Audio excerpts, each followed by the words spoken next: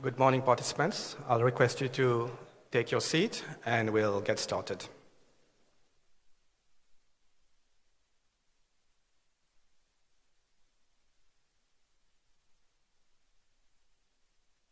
Thank you. Distinguished participants, good morning to you all. My name is Kamlesh Dukaika, and I serve as the Regional Program Officer for the Sub-Saharan African region in the Country Engagement and Partnership Division at IRENA. I take this opportunity to extend a warm welcome to all the participants present here at the IRENA Pre-Assembly Side event on the African Continental Power System Master Plan, the CMP. And I'm most pleased to be the Master of Ceremony for the first segment of this morning's session, which will be dedicated to the launch of the Renewable Energy Roadmap for Nigeria. Ladies and gentlemen, IRENA's Renewable Energy Roadmaps, also known as REMAP, program determines the potential for countries, regions, and the world to scale up renewables. The REMAP assesses renewable energy potential assembled from the bottom up, starting with country analysis done in collaboration with country experts, and then aggregating these results to arrive at a global picture. The roadmap focuses not just on renewable power technologies, but also technology options in heating, cooling, and transport. REMAP focuses on possible technology pathways and assesses numerous other metrics, including technology sector system costs, investment needs, and externalities relating to air pollution and climate, as well as CO2 emissions and economic indicators such as employment and economic growth. Based on these country-driven results, REMAP provides insights to policy and decision makers for areas in which action is needed. Without further ado, it is now my pleasure to invite the Director General of IRENA, Mr. Francesco La Camera, to deliver his remarks on the occasion of this REMAP launch. DG, you have the floor. Thank you very much. And Honorable Ambassador Mohamed Satarimi, Honorable UN Under Secretary General Ms. Cristina Duarte, Excellencies, distinguished guests, ladies and gentlemen. It's my pleasure to join you today to open this launch event for the Nigeria Renewable Energy Roadmap study. I think I suppose it's this one, it's on my table. And actually, it's also a great pleasure that finally we can meet in person. We will say this many times in this day that finally we have the chance to speak not through a TV video, TV screen. Say, can you listen to me? Are you listening to me? Can you see me? No? This was the usual word in our communication when we started. I think the most used word in the last years are you hearing me? Well, now we can hear well because we are together and we can touch each other. And I think this is a magnificent thing to appreciate. So the Federal Republic of Nigeria is the most populous country and largest economy on the African continent.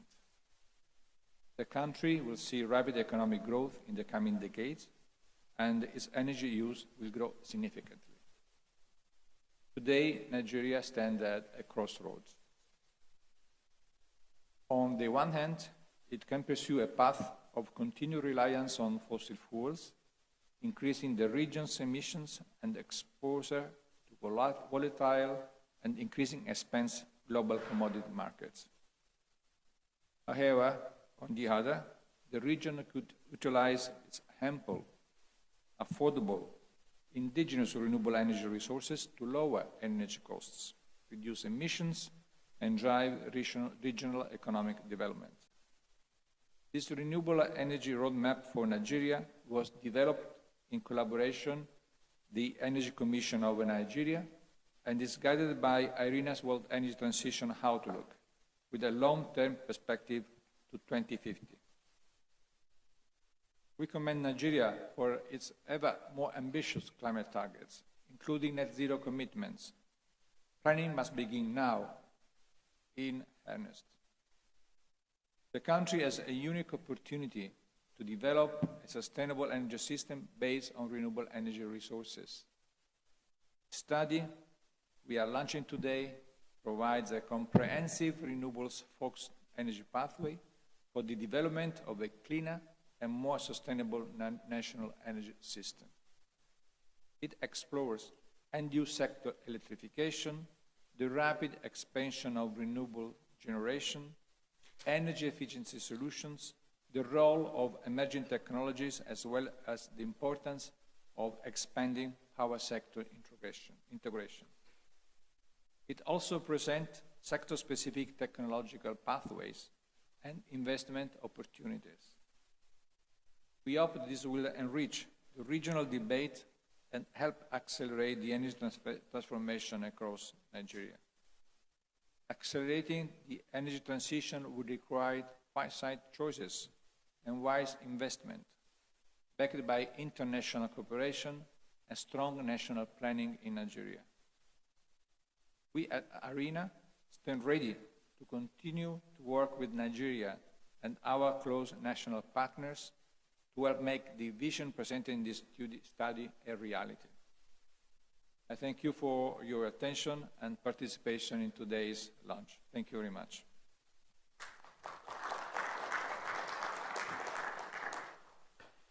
Thank you, Director General, for your words on highlighting the magnitude of and the implications of the report and the remap work for Nigeria.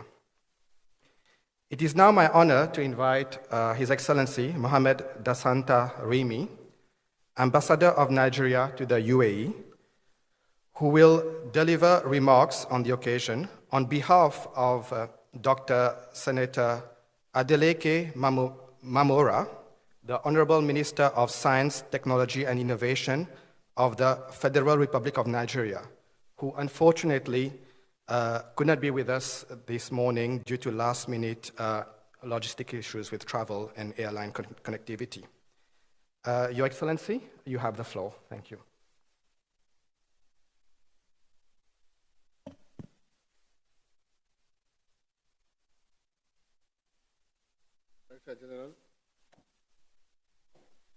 Director General ARENA, Excellencies here, distinguished participants, good morning. It gladdens our heart that the journey of the Renewable Energy Roadmap for Nigeria, REMAP Nigeria, which ARENA commenced with Energy Commission Nigeria since 2017, come to fruition. This forum, therefore, affords me the opportunity to express my immense gratitude to ARENA for such level of commitment, passion, assiduity focused on the Nigeria REMAP study by the ARENA REMAP Nigeria team. The completion of the study at this time is very significant, as the impacts would be unequivocally felt not only on the energy transition agenda of the Federal Republic of Nigeria and our commitments on climate change mitigation, but on the critical issues of clean energy production, distribution, and security. The study has obviously shown how Nigeria is endowed with diverse renewable energy resources, which are yet to be harnessed, and the investment opportunities for the benefit of the teeming population of Nigeria. It has also provided data and analysis on technology, innovation, policies, financing, and investment procedures through scenario-based approaches. I would, at this juncture, commend the initiative of ARENA on the forthcoming Regional Investment Forum to be held in Nigeria later this year, which unfortunately it was to be held in October last year. but for one reason or the other, it had to be postponed. I'm happy that it's coming up again. Thank you. Finally, I would like to request for 2 capacity building programs. The first is the Capacity Building Energy Commission of Nigeria and stakeholders on the use of times model used in the REMAP Nigeria study. And secondly, capacity building of our commercial and development banks on financing of renewable energy projects. Thank you for your attention.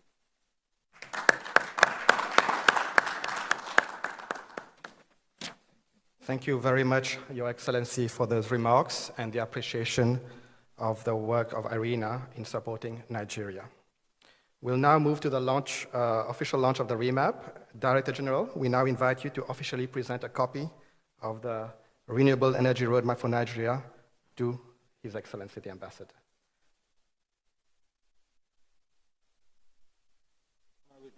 Yes. You must be on my right. Oh, you must be the most important. We have the photographer. He was here.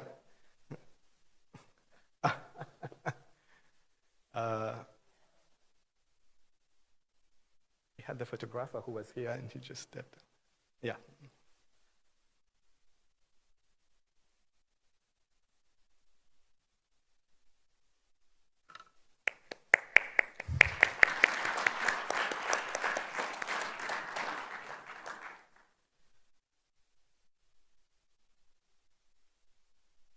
May I also invite Professor Bala, the focal point for Nigeria Energy Commission, and Dr. Ricardo Gorini, Senior Program Officer, to also come for a quick picture with DG and the Ambassador for the launch. Dr. Ricardo's team of the REMAP team have been behind the extensive work that they conducted with Professor Bala and the Energy Commission in Nigeria for this work.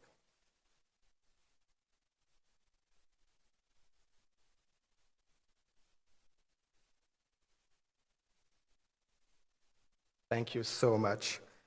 DG, I request you to stay at the table. Your Excellency, I request you to join the floor so that we can transit to the second segment.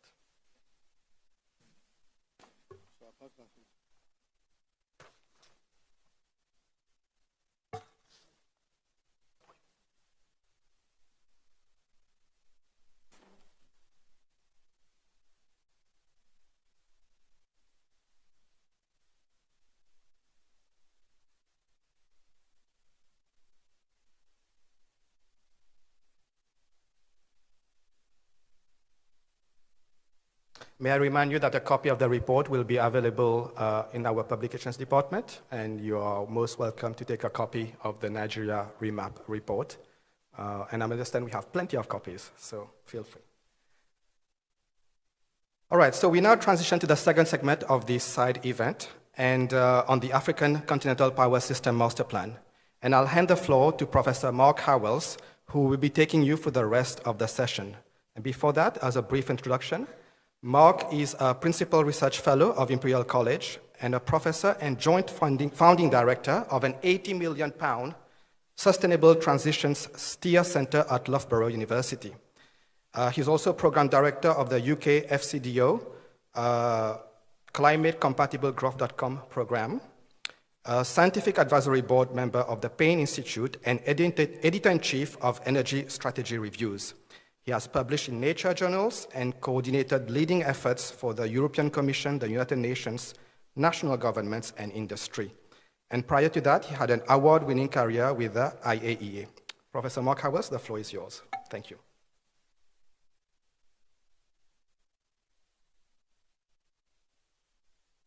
Without clear scenarios of what we need to invest in when, where we need to make those investments, how those investments are going to operate, and associated trade dynamics, it is impossible for us to put together clear policy pictures, regulatory frameworks, empower our institutions, build capacity, or mobilize the finance we need to invest in the future that we want.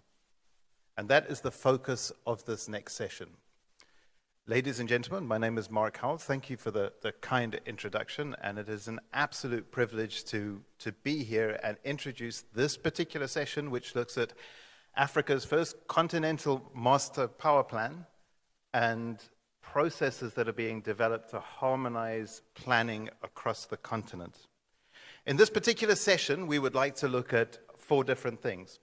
The first is, we're going to hear from champions across the African continent, also regions within Africa, sub-regions and countries who are developing plans that are going to be used to help release finance that's desperately needed.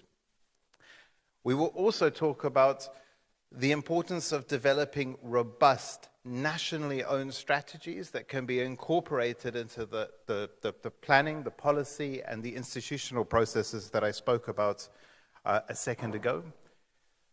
We will also present high-level insights from the Continental Master Planning process and hear feedback from various organizations, but very importantly from member states, to understand what value could be derived from this, as well as potentially what value member states can add to this particular process. And then finally, we'll hear from a distinguished panel that include some of these really important continental representations and organizations, sub-regional organizations, sectoral experts, as well as national governments. So in terms of the overall process and for the session, the agenda, we'll have some opening remarks from the Honorable Director of IRENA in a couple of minutes. Those will be followed by remarks from the Undersecretary General for the United Nations, Ms. Cristina Duarte. We will then have a keynote speech from AUDANEPAD on Africa's Continental Master Plan, and this will be delivered by Dr. Tawela Nairenda Jerry from the Economic Integration Division of the African Union Development Agency. I have to make sure I read this out correctly because this is the keynote presentation and particularly important. That will be followed by a presentation from IRENA and Dr. Asami Maketa. IRENA provide and engage with important capacity building events across a number of its member states, and this helps to deliver initiatives that are nationally owned, which I think is incredibly important. That will be followed by a panel discussion and then an open discussion where we would invite members of the audience, but starting with country representatives, to please present their views. The panelists I'd like to introduce as well are a set of international experts. First off, we'll have Mr. Stefan Diwa, Executive Director of the Coordination Center of the Southern African Power Pool. Thereafter, Mr. Oscar Kojo Naiza, Executive Secretary of the Energy Commission of Ghana, Mr. Abel Didier Teller, Director General of the Association of Power Utilities of Africa, OPA, Mr. Rashid Abdullah, Executive Director of the African Energy Commission, AFREC, and finally, Mr. Stefano Signore, Head of Unit of the Climate Change and Sustainable Energy Unit of the European Commission. So an absolutely excellent set of panelists and speakers. But without further ado, honorable members, excellencies, and distinguished country representatives, I would like to introduce the Director General of IRENA, Francisco Lacamera. I should also like to personally make 2 comments. The first is to thank you very much. As you say, it is a privilege to be able to connect together in this live event after the nightmare of COVID. And the other point is that the program that I direct is one of the UK government's flagship programs in terms of climate development growth, and we're incredibly happy to be associated with this effort and other important efforts of IRENA. Director General. Grazie, Professore. Thank you very much, Professor. And so, Excellencies, distinguished guests, ladies and gentlemen, it is again a great pleasure to see you keen participation in this event. At the outset, allow me to emphasize IRENA's strong commitment to promoting the widespread and sustainable use of renewable energy in Africa. For this purpose, ARENA has been collaborating with its member countries in Africa to enhance their local capacity for long-term energy planning. The agency has successfully conducted several energy planning support programs in the past, for example, in partnership with the Eswatini and Cameroon, and in partnership with the power pool such as the West Africa Power Pool and the Central Africa Power Pool. So, ladies and gentlemen, it is a fact that the development of clean energy transition plans require complex governance structure of planning. Knowing these crucial needs, ARENA has worked with 10 African countries last year to produce a webinar series on energy planning governance scheme. Today, we are launching a synthesis report that showcases the experience and good practice used in Africa to design energy transition scenario. Today, in terms of cross-border energy cooperation mechanism, Africa stands at an advanced stage because of three facts. First, planning and coordination of regional power system through 4 power pools. Second, the world's largest energy trading program, the African Single Electricity Market. Third, a continental-wide planning process under the auspices of African Union Development Agency, which aims to produce an Africa Continental Power System Master Plan this year. The Continental Master Plan initiative has brought an opportunity for African countries to align their energy planning process in a Pan-Africa spirit. CMP will also be a driver for accelerating investment in cross-border transmission infrastructure and deepening of electricity trade. Together, these factors will improve the renewable energy prospects in the region by unlocking more flexibility in power grids. It is a matter of great pride for us that ARENA, together with International Atomic Energy Agency, was selected as modeling partners for supporting CMP. Over the past 10 years, ARENA has developed power system models for all African countries to support such activities. We presented analysis using this tool in the report series called Planning and Prospect for Renewable Power in Africa. Today, we launched the sixth edition to the series, which presents the renewable prospect for North Africa. And yes, written that I have to show you this. Here it is. I think you can get a copy of this. This analysis was the starting point for the Continental Master Plan model development and has been used as a capacity building tool. ARENA has therefore designed this side event to highlight the important role of the robust country-owned planning process. It is also our hope to discuss the various benefits of continental energy planning mechanism together with the efforts needed to increase their Africa-wide ownership. To conclude, it's my belief that our collective effort will no doubt assist African nations towards an achievable, equitable, accessible, and just energy transition. So I look forward to a stimulating discussion today and to listen to your thoughts and feedback. Grazie molte. Thank you very much.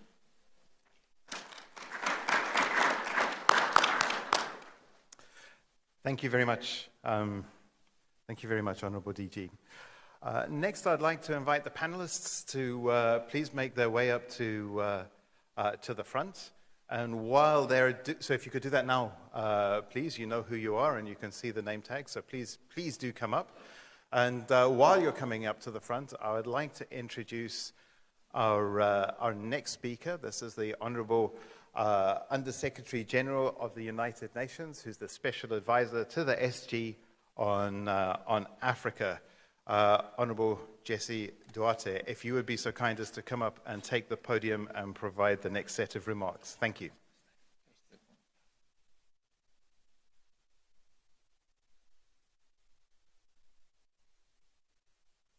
Good morning. It's a pleasure to be here. Francesco, my dear friend, thank you for inviting me, and thank you for all your support to Africa energy sector.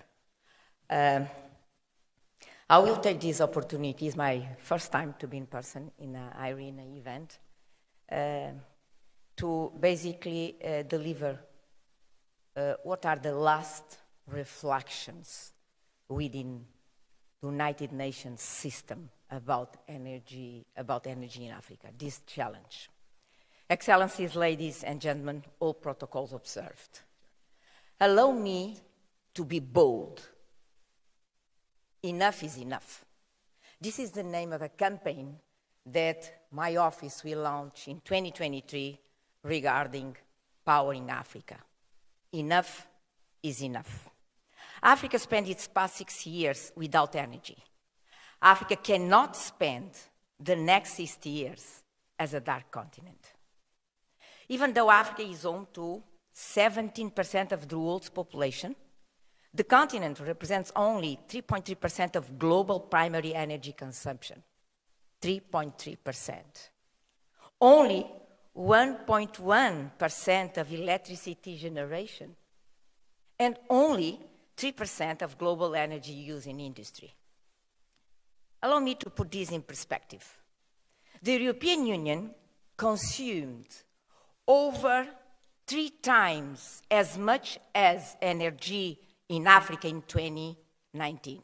3 times more than Africa, despite having a population just over 1/3 of the size of Africa's population. In fact, France and Germany combined energy consumption alone was greater than the entire African continent in 2019.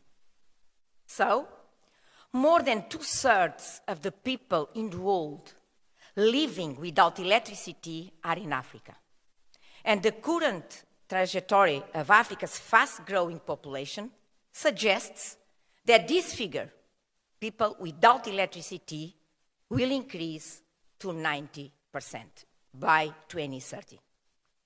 As a result, Africa has no energy for economic transformation. Furthermore, the global narrative about climate change and green energy transition has not been factored in Africa's reality. Africa's development challenges, but above all, has not been factoring Africa's energy resources. There needs to be some fairness. Africa is at the cusp of an energy crisis, aggravated by Africa's population growth at a rate 2.5% per annum. That is 35 million more Africans per year. These profound demographic changes are set to drive the need for economic growth, particularly industrialization and infrastructure development, and in turn, increase energy demand for job creation. Africa needs to create 18 million jobs annually. We cannot continue being the dark continent, not only for socioeconomic reasons or economic transformation reasons, but also for peace, security, human rights, and humanitarian reasons. As we speak, energy has become a critical issue in Africa's peace and security puzzle. The past 5 years are a warning that the path to peace and security in Africa needs to be strengthened on a urgent basis. For African countries, energy access has real and severe implications on peace and security. There is a growing demand for full electricity internet access, and there is a young population, which represents the vast majority of the continent, demanding what they are entitled to. In this context, powering remote village in a massive way, allowing them to, for example, to access water, has become a peace and security issue, as well as a precondition for climate adaptation. Promoting peace and stability through development requires that we get together and fight the absence of the state as the profound reason for Africa's instability. Recognizing that energy plays a driving role in supporting African countries to deliver social services and public goods, and consequently in facilitating the presence of the state in remote areas, fighting back the advance of non-state actors. The Sahel is becoming a painful example of what it is at stake.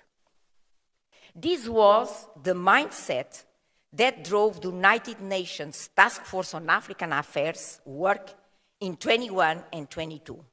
54 principles of all UN entities in an open dialogue with high-level African policymakers for 2 years have strategically debated the call from the Secretary General to recover forward and recover better. The task force members agreed that energy, a key driver for socioeconomic recovery in Africa, should be considered the entry point for the post-COVID recovery. They also noted that the challenge caused by over 600 million people living without reliable access to electricity on the African continent called on Africa to design its own energy mix to spur industrialization and inclusive economic growth. This brings us to the theme of our conversation today, energy planning.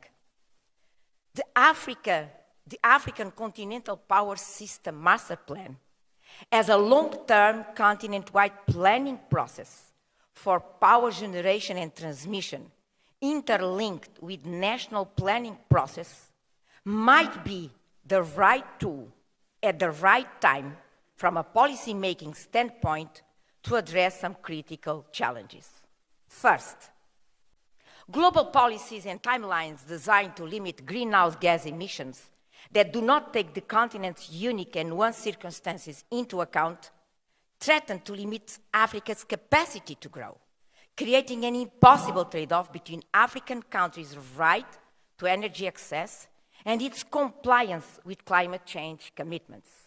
Energy planning is an unavoidable step to address them. Second, to unlock Africa's access to energy financing. It's a simple formula. No planning, no energy mix. No energy mix, no financing. Third, to unlock Africa's access to energy technology. Just transition in Africa can only be understood as a technological transition that leads to increased and more efficient access to energy and electricity throughout the continent, addressing at the same time the technological divide. In this scenario, energy access is critical to keep Africa as one of the greenest continents in the world. This approach should lead to the understanding by the international community that only with increased access to energy, climate adaptation investments will lead to value for money, particularly in the food systems value chain. Fourth, the need for robust country systems that pilot national process for the design of energy scenarios in pursuit of the Pan-African energy milestones. So by incorporating African countries' differentiated timelines based on each of their economic realities and capacities, the master plan will lead to a proper differentiation and investment in a balanced energy mix. Otherwise, the energy transition will be anything but just and could leave many African countries with unreliable and expensive power. And let me be clear, without high power reliability, Africa's industrial ambitions would have high operational costs and reduced productivity, which made it impossible to compete in international markets. In concluding, allow me to take the opportunity and present to you a key initiative that I believe can contribute decisively to the expansion of energy access in Africa and therefore needs to be reflected in every national energy plan. School feeding programs. You might ask me, what is the relationship of this discussion with school feeding programs? Everybody knows the importance of school feeding for Africa's development. In the case of Cape Verde, when I was Minister of Finance, school feeding delivered a high contribution rate to the achievement of the MDGs, more than 65%. But school feeding is also an opportunity to deliver in a massive way off-grid solutions and bring energy and electricity to remote villages. The technical dimension of off-grid solutions is well known. The main challenge, though, is the business management model once the investment has been done in remote areas of the country where the state is absent. This is where school feeding programs provide a valuable contribution. There is a strong political will to disseminate school feeding in every corner of the continent as the most basic public good. Every local program, school feeding program, has its own management structure based on the local community. This institutional infrastructure can be leveraged to deliver any public good, and in particular for the management of off-grid energy solutions. So by linking school feeding and off-grid solutions, we are not only increasing their viability, we are also multiplying their own potential to generate social cohesion and make a meaningful contribution to peace and security in the continent. I would like, therefore, to conclude inviting you to approach school feeding as a fundamental tool to deliver peace, development, and energy access in the continent, and invite you to include it in your national energy plans. I thank you very much for this opportunity. Thank you very much.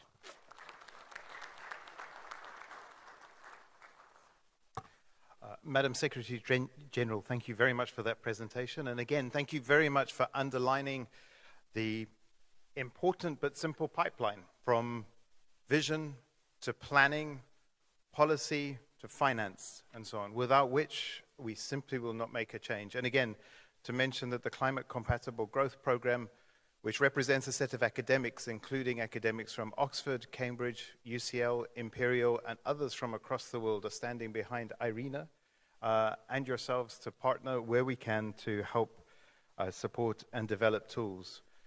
But the most important activity in this space, and the reason for this event today, is to have a look at the Continental Master Plan that is taking shape. This is a critical effort that involves a number of partners. It's led by AUDANEPAD, and there are perhaps two things that we'll listen to now that I think would be critical to take away. The first is that we will get to see a little bit about this vision and how it's taking shape. Later in the presentation, we'll hear from some of the organizations that are providing some of this deep support to that vision.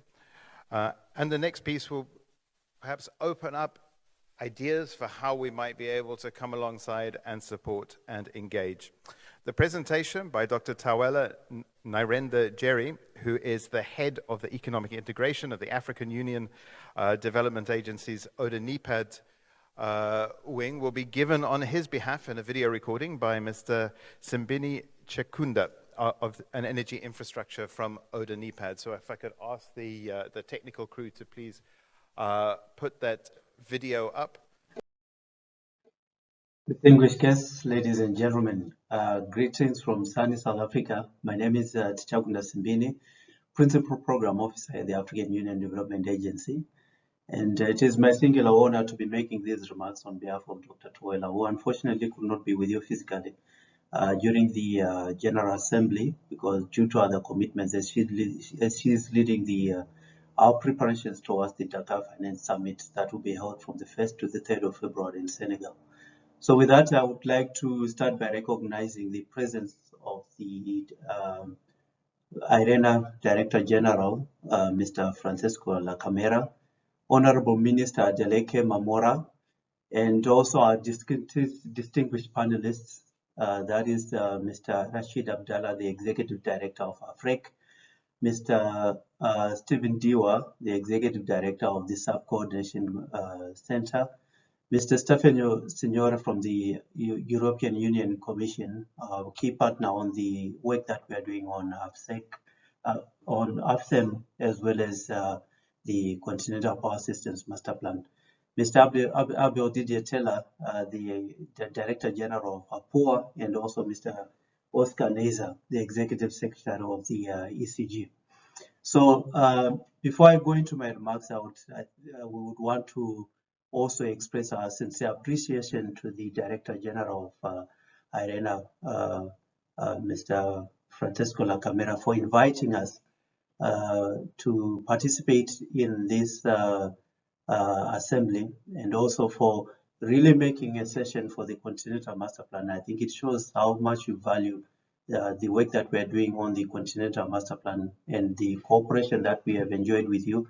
And we would want to thank you for hosting us in the AUDA and the power pools in Bonn last year in December, and to congratulate you on a successful General Assembly. So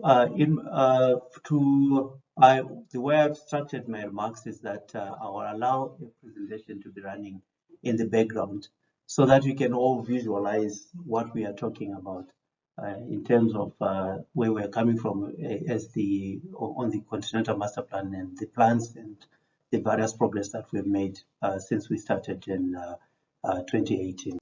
So the decision to develop the Continental Power Systems Master Plan was made by the Africa Energy Ministers during the specialized technical committee meetings that we held in Nouakchott and Cairo in 2018 and 2019 respectively. And those decisions were then confirmed by an executive council decision during the African Union summit that was held in Niamey in 2019. And following that, we then consulted extensively with all of the power pools on the continent. And together we then developed the first draft terms of reference for the Continental Power Systems Master Plan. And we used those terms of reference to now mobilize resources from our partners. And the European Union Commission agreed to then support a baseline study. And the African Development Bank also agreed to start mobilizing resources for the Continental Power Systems Master Plan. And subsequently, later on, IRENA and IAEA were then selected as the modeling partners for the development of the Continental Power Systems Master Plan. And so the objective of the Continental Power Systems Master Plan is to identify critical infrastructure that is essential for us to achieve our aspiration as a continent of establishing the Africa Single Electricity Market. And this Africa Single Electricity Market will enable trade within the power pools, between the power pools, and subsequently later on between the continent and Europe, the Middle East, and Asia. And so it will act as the blueprint for AFSEM and will interconnect all of the 55 African Union member states into a unitary electricity trading bloc, which will be the largest energy trading bloc on the continent once it's fully established. And we then were deliberate in terms of the approach that we used, mainly because we wanted to make sure that there is ownership by the member states in terms of the results that we will come out of the Continental of this master plan. And so we developed a governance structure which is made up of a steering committee, and that steering committee has got various working groups, and those working groups are made of the power pools and their technical planning sub-committees. And so we hold regular meetings with the power pools and the working groups to assess their plans, receive guidance, review preliminary results, and also for them to approve these results as we move from one deliverable to the next deliverable. And in addition, we have also mobilized in excess of $10 million from our partners in cash and in kind, particularly from the African Development Bank, the European Union, the USA Power Africa, IRENA and IAEA, the Africa EU Energy Partnership, and Get Transform. And we continue to engage with our partners to mobilize further resources. And We are in discussions with UNECA, the African Exim Bank, the World Bank, the French development agencies, so that they can then support some of the components that are not currently supported on the Continental Master Plan. And I must also mention that we hold regular consultative meetings with the regional economic communities, the regional regulators, as well as the centers of excellence for renewable energy and energy efficiency on the continent. And we have a strong capacity building component embedded with all of the engagements that we are having with the power pools, so that we equip them with the right tools for energy, long-term energy planning and modeling, and also to enable them to be able to then update their regional master plans, which will then feed into the continental master plan going forward. So we have broken down this phase of the Continental Master Plan into 13 different working streams. And these include the energy planning and modeling component, which has got, as I mentioned, the strong capacity building element to it. And we have other components that will look at renewable energy and energy storage. And we have direct support directed towards the development of regional master plans for the power pools, and currently we're working on the first one, which is the Central African Power Pool Master Plan. And later on, once we have concluded this phase of the Continental Master Plan, we'll then work with the other power pools, the East African Power Pool, the Southern African Power Pool, and the West African Power Pool, to assist them to realign and update their regional master plans in accordance with the recommendation that will come out from the Continental Power Systems Master Plan. And so for the energy planning and modeling component, which is the main component of the Continental Master Plan, we've broken it down into 3 components. That is the demand forecasting, the generation planning, as well as the network studies and modeling. And we have, together with our partners, provided the requisite tools to the power pools to enable them to undertake these components. That is EViews for the demand forecasting, Flat Africa model, which is being supported by ARENA and IAEA, as well as PSSC, which is being supported by Siemens through Get Transform. And in terms of the milestones that we have achieved to date, as I mentioned, we concluded the baseline study in 2020. And since January 2022, we have been working on this phase of the Continental Master Plan, which will come to an end by February 2024. And to date, we are almost about to conclude the demand forecasts. We have done the resource assessment. We have developed a database for housing the data that is needed for the modeling work that we are doing on the Continental Master Plan. And this year we envisage that we will be completing the rest of the deliverables up to deliverable number 13, which will include the master plan itself. And we'll submit this for adoption and approval by the heads of state during the African Union Heads of State Summit that will be held in February 2024. So in conclusion, I think it's important that we should highlight some of the critical success factors that we think are important for us to be able to develop a Continental Master Plan that is fit for purpose. And the first one is the governance structure that I mentioned and consultations with the member states. Currently, we are interfacing with the power pools and the utilities, but I think it's important that we should then be able to scale this up so that we broaden it to the member states, particularly the ministers of energy. And we'll do this through the regional economic communities. And that is going to be the focus of our work this year in 2023. And then I mentioned that we are building capacity within the power pools, and the long-term sustainability of that capacity is very important. So together with the African Union Commission and AFRIC, we are discussing on ways of scaling this up to the various ministers of energy for our member states. and to make sure that these methodologies that we have developed are adapted at member states, adapted at member state level, because all of the work that we are doing will be implemented at member state level. So it's very critical that we embed that capacity within our member states as well. And lastly, the data quality. And all of the modeling work that we are doing, we are getting data. And as I mentioned, we have developed a database that is housing that data. But the models are as good as the quality of the data that goes in there. So we feel that it's important that we should do some further work on this component. And so we are consulting with our partners in terms of how we can best enhance this the data collection and the management of the data.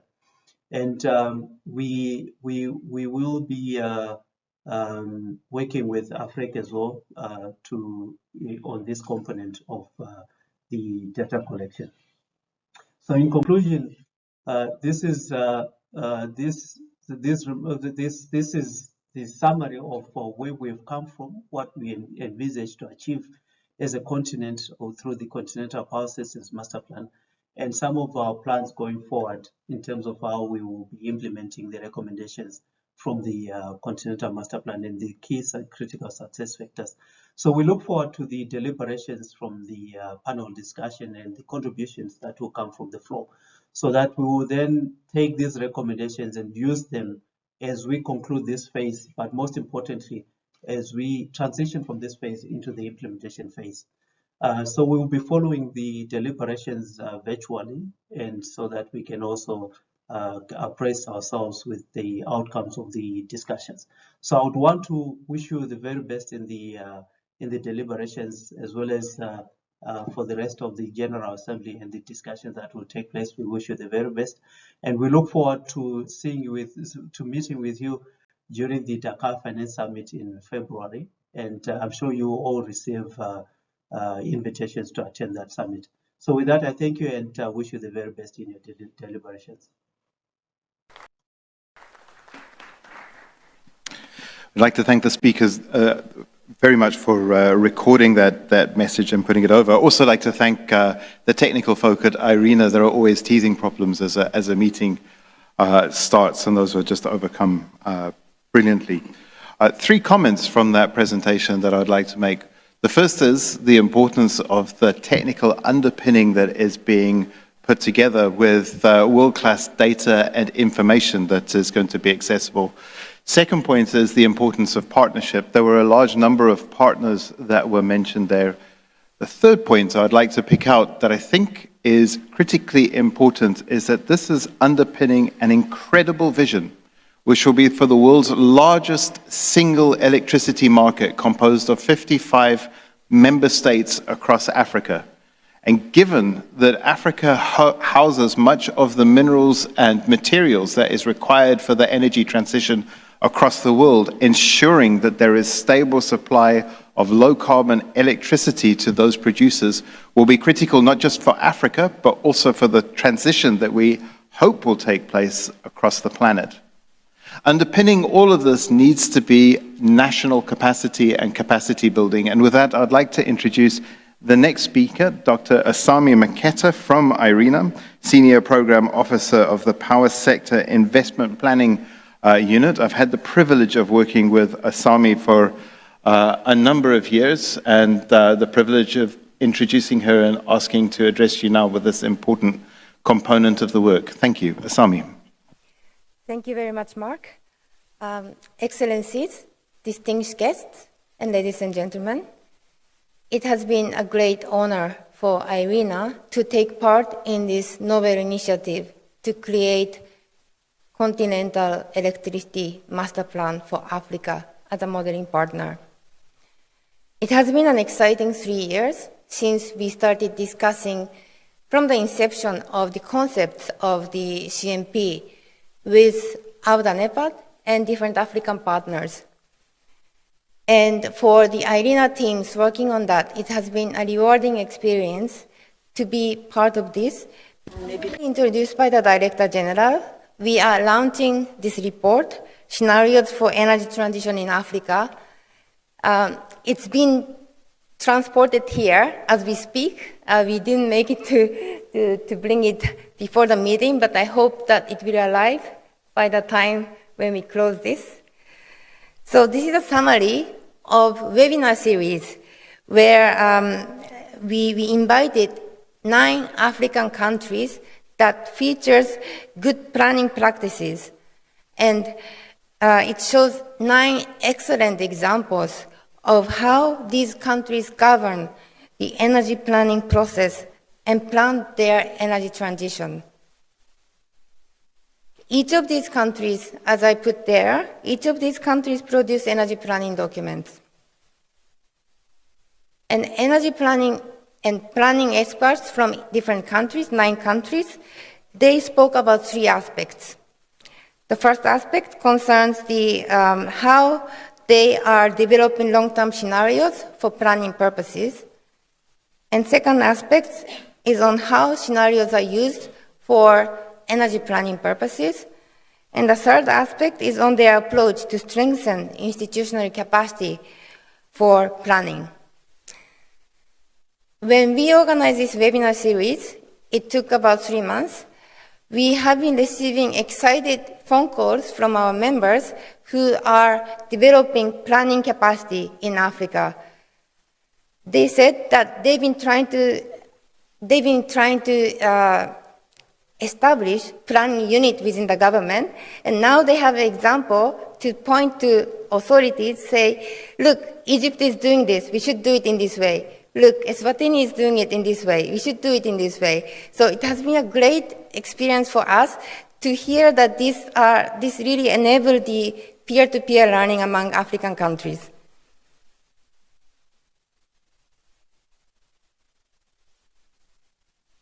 And this webinar also featured regional planning, and regional planning on electricity generation and trade. And this was performed at the power pool level. And each power pool has their own planning structure for governance, and coordination is happening among utilities and through the power pool secretariat.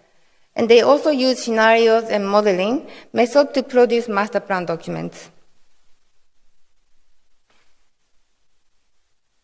Now at the continental level, African Union laid out the vision of AFSEM, already mentioned a few times, the African Single Electricity Market. And this was built on the Program for Infrastructure Development in Africa, called PIDA.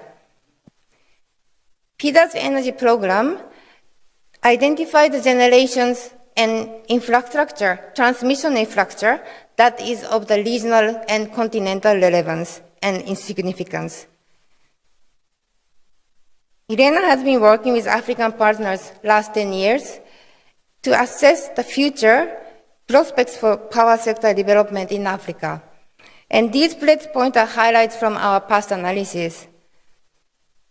The key point is that Africa has so much renewable energy potentials of all kinds.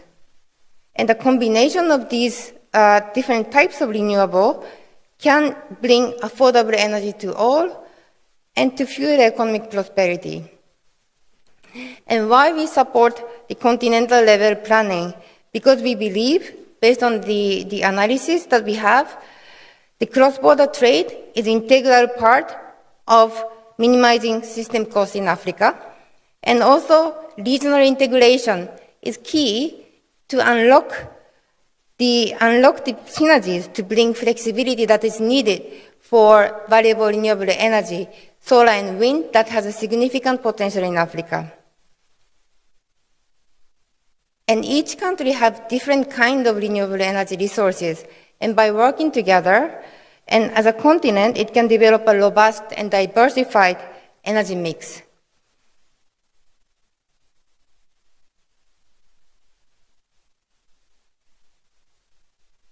It was already introduced by Mr. Simbini of AUDANEPAD that CMP gives blueprint for the AFSEM. And this is a pioneering aspect and attempt that brings together African institutions to develop quantitative scenario-based master plan. And it is creating a platform for the power pools to assess continental implications for their master plans, and also to develop joint long-term investment scenarios.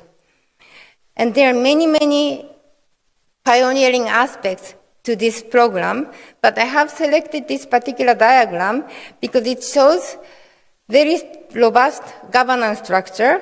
And what I really like about this structure is that the center of this activity is a technical team from African institutions, centered around the Africa AUDANEPAD technical experts.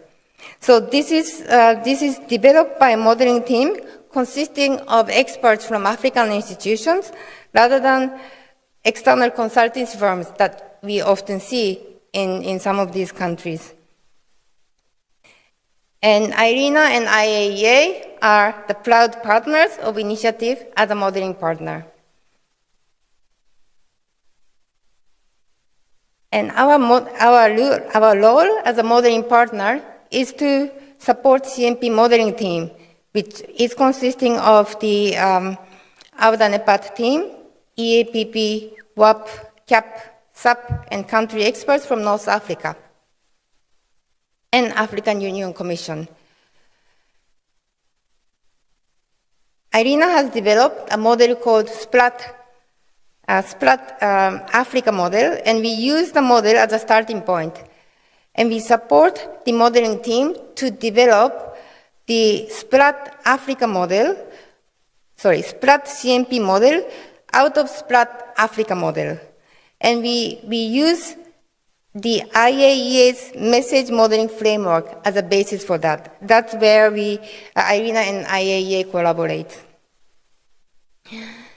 And we have conducted several training courses already, as mentioned by Tish, over last year. And we also conduct weekly check-in calls. So we've been working very hard together. So I would like to take one step back to talk about how these work that we do with AUDANEPAD and on CMP are aligned and framed within the IRENA's portfolio of energy planning support. So the first one is about institutional capacity building. IRENA supports national level planning, regional model analysis, regional level planning, and also planning for the NDCs. So these are some, I'm going to discuss a little bit about the example of these initiatives in a moment. And then the second pillar is dissemination of tools and data. As I already mentioned, the SPLAT model we use as a starter for capacity building, and the SPLAT model contains all the IRENA's knowledge that we have gathered on the renewable energy technology, cost, resources, and we use that we disseminate that so that the countries can use for their own planning purposes. And then the third aspect is a peer-to-peer learning.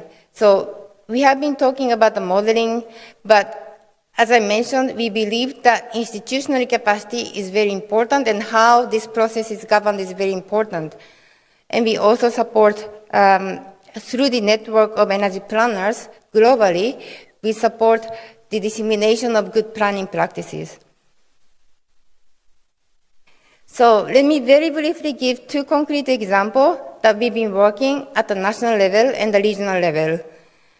One example that I want to bring it to your attention is the work that we did with Cameroon last 2 years. So this was, I would like to mention that this was enabled by the generous contribution of the government of Denmark. I would like to thank that for this support. And we have developed a program with Cameroon Ministry of Energy and Water Resources for a 2-year program which built institutional planning capacity, including the use of SPLAT model that we developed for Cameroon. We have conducted 290 hours of training, and as a result, the technical team from the government were able to put together the energy master plan. The second example is the model-based model analysis for the region, and we worked with Central Africa. We are currently conducting the second phase of this program, We developed a program with the Central African Power Pool. 7 countries have been participating with 50 participants from different utilities. The phase 1 has completed. It is about collectively how to develop national generation expansion scenarios. And currently we are working to develop regional master plan by combining the work that was done in the phase 1. And this has created a direct synergies with the CMP program. And I would like to mention the generous contribution of the government of Walloon to support this program. So I have highlighted how IRENA believes in having strong institutional planning capacity and how we support all 3 levels of long-term planning. We hope that with our humble contribution, we can strengthen the sustainable planning capacity in Africa and African continent. And we look forward to hearing any feedback on our activities so that we can make them more efficient, effective, and impactful. Thank you very much.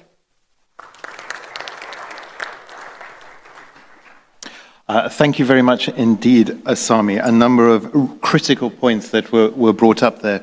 One thing that I think is particularly striking is the rise and importance of African expertise in developing this. One initiative that's led by the United Nations Economic Commission for Africa, for example, which is a community of practice of African modelers, has well over 200 experts that are exchanging notes and developing training courses and programs supported by IRENA, the IAEA, Climate Compatible Growth, and others. But absolutely critical that the vision is locally and regionally developed by its partners. And thank you very much, Asami, for talking about your activities in that regard. We are running over time, but we have a bit of permission to run over time. We now move to a panel discussion with a distinguished set of panelists that I'm very grateful are here, and I introduced a moment ago. They will give a 3-minute opening intervention, and then we'll follow up with a panel discussion. I have a slight bias to our first panelist, who is Mr. Stefan Diwa, Executive Director of the Coordination Center of the Southern African Power Pool, and that is because I was born in South Africa. So if I could hand over to you, sir. Thank you so much, Prof. And Your Excellencies, ladies and gentlemen, it's a pleasure to be able to be part of this discussion. The Southern African Power finds it a significant issue that we are part of the development of the Continental Master Plan. And I'm happy to be speaking after we've heard the scene setting, we've heard what IRENA has said in terms of what the program is all about, as well as what Teach mentioned about the Continental Master Plan. Indeed, Africa is united by so many things that are in common, and it becomes a challenge why we don't have an interconnected African grid. I think this is well overdue, and it's therefore important that we're sitting here discussing the need to ensure that the continent is electrically connected. And I'm happy to say we fully support the process that is being taken to deliver that master plan. It's clear that we have so much energy gaps in Africa. There's a need to ensure that there's access to electricity for the populace of Africa.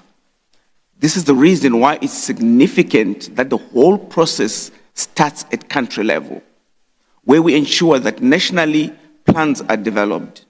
And those plans will deal with issues of both grid connectivity as well as off-grid. After that has been done, it's then important to look at how regional integration takes advantage of the fact that there is diversity of energy resources, including renewable energy. And it's important that as neighbors, we should be able to then share these resources from one to the other. And the only way we can be able to share that in an optimal manner is when then we look at these national development plans, we optimize them at regional level. And as we do that, we then also see the need to strengthen cross-border interconnections. This therefore means there's a need to support electricity trading taking place. There are some countries with higher levels of certain resources than others. There are other countries that need to be getting power and energy from the other countries. That process then supports that taking place. We are all aware, as has been mentioned earlier on, that a lot of these countries need to ensure that they meet their nationally determined contributions.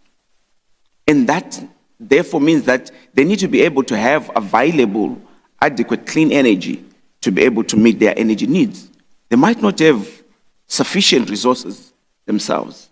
They can then balance that with imports from other countries that are their neighbors. We therefore believe that after optimizing these plans at regional level, it's inevitable that the power pools themselves that develop these regional master plans are also neighbors to other power pools. And those power pools then become interconnected with the next power pool until the rest of the continent becomes interconnected. In other words, the intercontinental master plan itself becomes an optimization of the regional plans that are developed at the power pool level. And once again, I just want to say, as Southern African Power Pool, we feel very delighted to be part of this critical process. Thank you.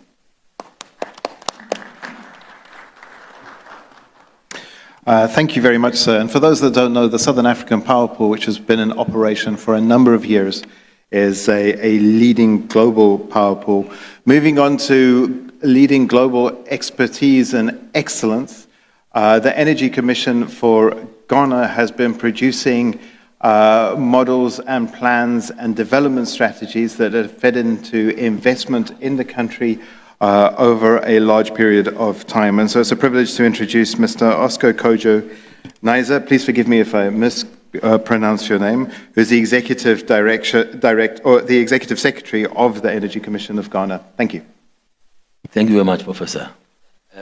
Standing on all existing protocols, I would like to say thank you for giving me this opportunity to make my humble contribution on this subject. The provision of energy services, as we all know, is basically a prerequisite for sustainable development in this part of our continent. A reliable energy supply is needed for basic economic growth, job creation, enhancement of value addition to economic activities, and also support income-earning activities, especially in our rural areas. I would like to say that the energy requirement in Africa has been increasing over the last decades, and that it is expected to continue to increase into the future, considering the vast investment opportunities on the continent, as well as opportunities for the improvement of the living standards of the people in Africa. I would like to make this clear that the International Energy Agency, in its 2022 Africa Energy Outlook Report, forecasts economic and population growth on the continent to be the main drivers of an increase in the consumption of primary fuels, with modern primary energy supply increasing at an average rate of 3% between 2020 and 2030.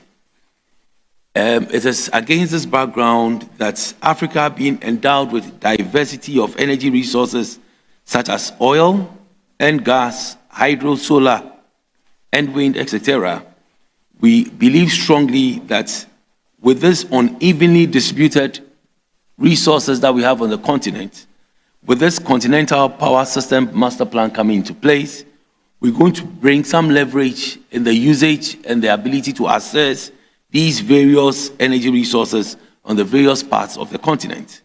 I believe strongly that with this, it's going to bring some form of, I would say, the ability to import and export, and this is going to reduce the rates for the energy supply and make it more economic for people to be able to access and use it. The AU Agenda for 2063 has identified energy as the defining infrastructure pillar that will connect Africa. I would like to make note of some benefits that we believe will be derived by the continent if we go ahead with this Continental Power System Master Plan. One is the lower cost of energy with shared energy resources and creation of a larger energy market. Two, the energy security with cross-border energy options available, leading to diversification in energy supply resources. Three, the establishment of a continent-wide tariff setting regime that is transparent and harmonized. Four, it is also going to bring some enhancement of the energy planning capacity on the continent, as well as capacities to coordinate and implement plans. Five, this will also make significant contribution to dealing with the global environment challenges. Six, a continent-wide energy master plan will provide the needed framework for international initiatives to effectively and transparently participate in the development of the energy resources on the continent. Seven, an integrated plan will require large investments in transmission capacity, albeit not much larger than is already desirable without it. But this is going to be much cheaper than alternative further investment in generation capacity.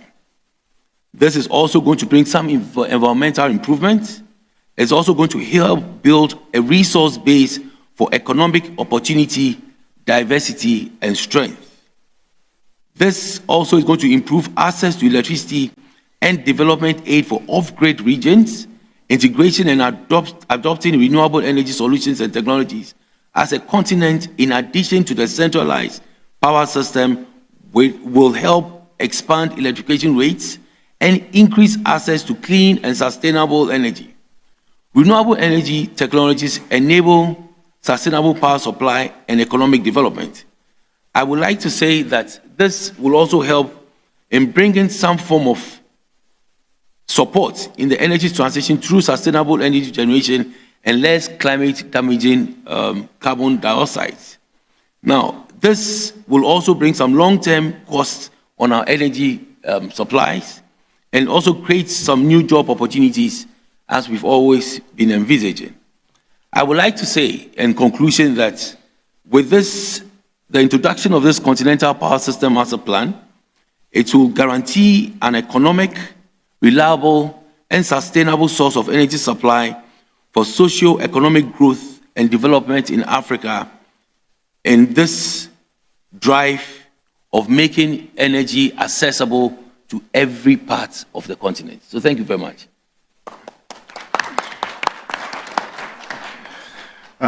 Thank you very much, and conscious that we're running a bit short on time, if I could ask those that follow to please continue this process of being super succinct.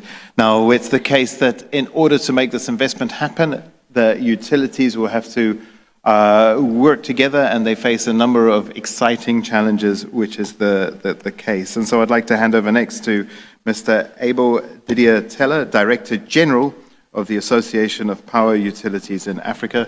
The floor is yours, sir. Thank you, Mark. Excellency, ladies and gentlemen, I would like to thank IRENA for inviting APOA to join this assembly, as usual.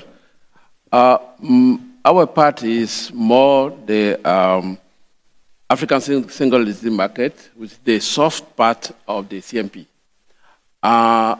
For this to happen, we started long time ago, 2005, when we set the Forum of African Power Pool, where we put the first action plan in 2009 to try to coordinate how the regional market are setting in the power pool and how to integrate to a unique market. After 10 years, that we start working with the support of the technical team of European Union, and I recognize here the President Stephen and the TAF DEFCO will support us to think how we harmonize the grid code, how we harmonize the market rule, how can we integrate different sort of network to have a single electricity market. And the incredible part of it is that the single electricity market will help us to promote the renewable energy based in different parts of Africa. So can you imagine what's the example that Africa is already connected to Europe grid by Morocco with Spain? 2018, 55% of energy consumed in Morocco were from Spain. It was solar energy. So this shows that we can promote the renewable energy in the continent through the single electricity market and shut down the not green energy where it is now used basically. So behind the single electricity market, we have also the promotion of green energy on the continent. That is the incredible part of it. Thank you so much. Thank you very much indeed. And would just to underline how incredible this vision is of developing a 55-country electricity market and the important work that you're doing to underpin that. Next, I'd like to invite Mr. Rashid Abdullah, Executive Secretary of a very important organization that's underpinned the development of a lot of data and intelligence needed for Africa's development. That's the Africa Energy Commission, AFREC. Over to you, sir. Thank you very much, and thank you for inviting me to this very important discussion. And first of all, allow me to thank all the partners who put their effort together to develop AFSAM and CMP. Because these two initiatives, it is very important to achieve the Africa Agenda 2063, where we talk about integration of the continent. And this integration cannot be done without integration in the power system. And also, the very important element I need to highlight, the importance of this AFSAM and CMP in the energy transition era. So we are planning for the future, and by 2050, the utility will not be the utility that we know, and the power system will not be the power system that we know, and the fuel itself, it will not be the same. So it is very important to start now. We are looking for 2050, we are looking for zero emission. So it is very important. The other points I need to highlight to intervene the importance of CMP, the role of electricity. Now, electricity represents 20% of the global energy supply, and it's expected to increase to 50% of the global energy supply by 2050, because it's obvious, because of new application for electricity, electrical car, and all this. So that means the role of electricity is increasing, and this means more electricity is needed globally and of course for Africa. And also considering also the population dimension in Africa, we need to consider that. Now we are 1.4 million in Africa, that represents 20% of the global population. This, by 2050, the African population may increase to 2.5, and by 2100, we reach 4.3 billion, which represents 40% of the global population. So we are not looking for planning for today.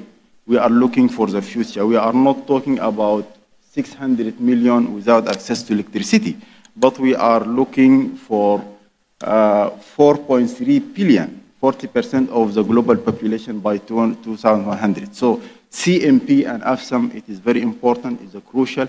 It is not only African issue, but it's a global issue if we need to supply economic development for those population. And to achieve that, I think the most important part is the resources. Do we have resources? And I think all the previous speakers talk about the resources, renewable energy and also non-renewable energy. We have, but these resources is not available in all the continents. We have geothermal in East Africa, but We have hydro in Inga and Ethiopia. We have solar energy everywhere.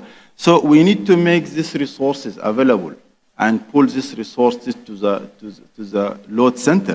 And we cannot achieve this without this AFSAM and CMP and without cross-border trading among our member states. So AFSAM and CMP report and the plan, it is a good start, but still we have a long way to go. And this long way to go, we need to think now, from now, what next?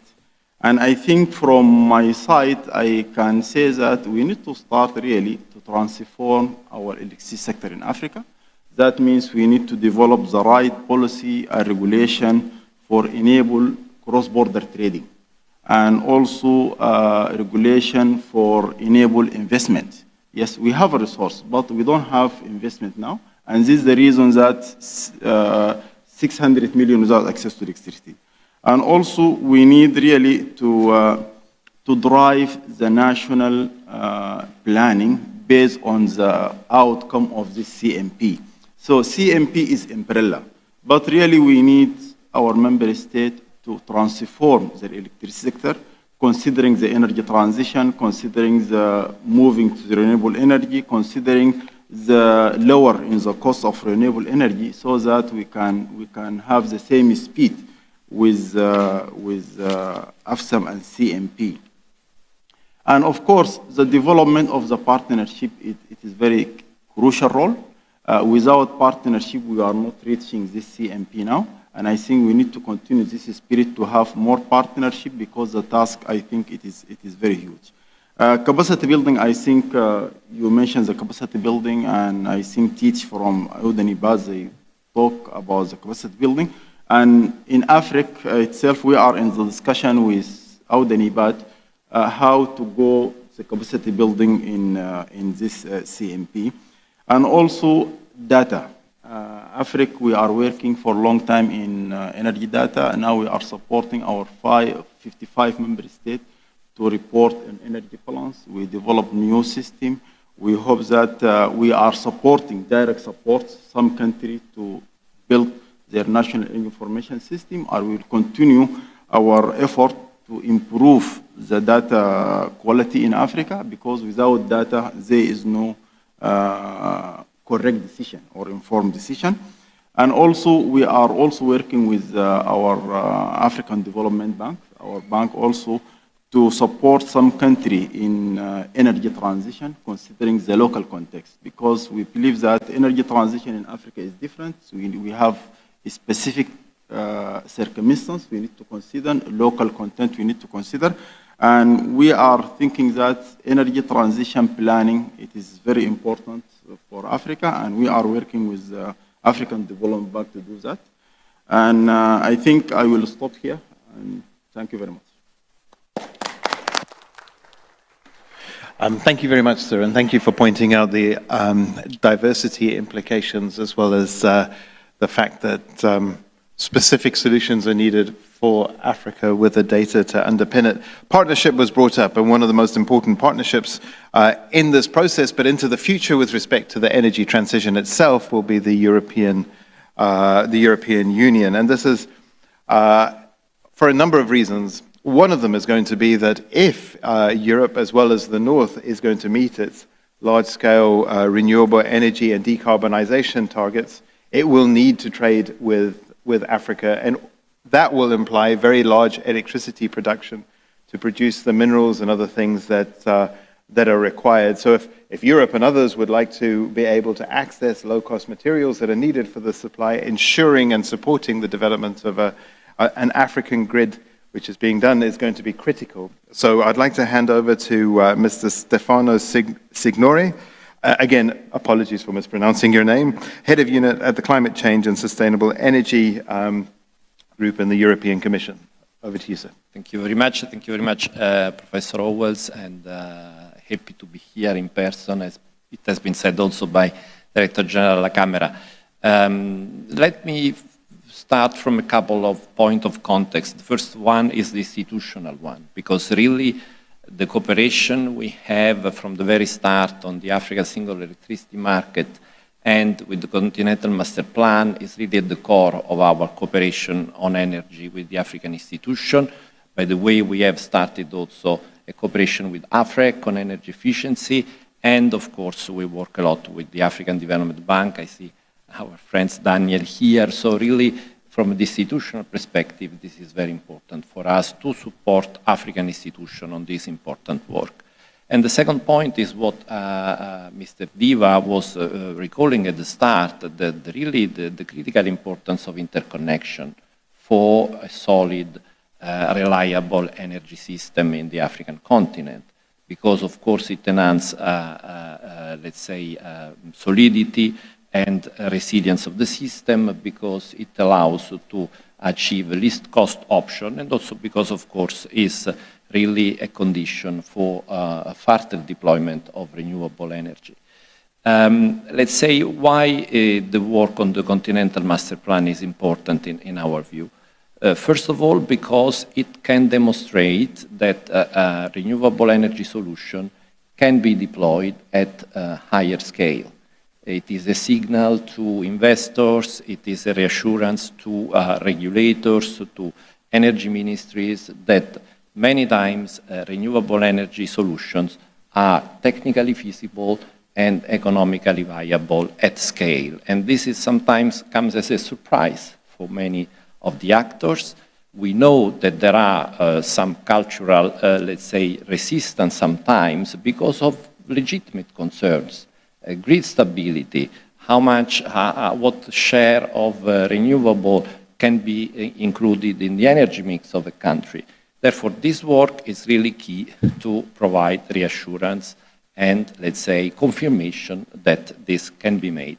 But also in terms of setting a sort of common agenda, coming to a shared understanding of what are the key projects in terms of centralized generation, but also transmission that have to be, let's say, prioritized as a common agenda for the different power pools and countries. Some of the elements that I wanted to flag have already been recalled by previous speakers, the importance of the role of national utilities, of country ownership, to bring more, let's say, energy ministries, national regulators into this work, so as everything is in sync, but also, of course, sustainability, the focus on capacity building, on training. We are investing a lot on this. We're also seconding experts at the EUC, at AUDANEPAD. African Development Bank is also, let's say, supporting a similar endeavor in this respect. It will be important for this institution to retain expertise over time, and that the master plan of the different countries' power pool have the same time frame, that everything is properly coordinated. And then, of course, work on data, it has been recalled. There have been a lot of studies that we have supported, same for Get Transform or for Power Africa. There is a lot of work that is really key on identified gap and on filling the gaps. And I think there is also some work to do on overcoming data confidentiality, because too many data are kept a bit in the pockets of the people that have conducted the study. So let me conclude. This is a long-term endeavor. It will take a lot of time. It will be important, as I said, to boost country ownership and to really align perfectly with country energy development plans. And I think it is important that while we keep working on the Continental Master Plan, the interim results are fed back into the investment agenda. Because we know that when we have conversation with our African partners, there is a sense of urgency. We cannot wait too long. Therefore, it is critical to identify those projects that are mature, that have political consensus, that can be bankable, so as, let's say, operation on the ground can start in the next 2, 3, 5 years. And of course, this process is longer, is for the longer term, but there are a number of indications that we can already use to connect with our investment agenda. Thank you. Thank you very much indeed, sir. And thank you also for underlining the importance of very clear targets to help to mobilize finance. I think it's interesting to note in the backdrop to this is the case that some of the lowest cost renewable energy investments are taking place in Africa right now, and it's clear that the potential to scale is important. We'll now move to an open discussion, which will involve yourselves from the audience as well as our panelists, and I'll call on Asami as well, perhaps to respond to some of the questions. And we'll aim to wrap up with a closing at 1 o'clock, Roland. So if you'd be available to do that, that would be terrific. So while I wait for folk to put up their hands, I'm getting messages here at exactly the same time from our incredibly active colleagues at IRENA. So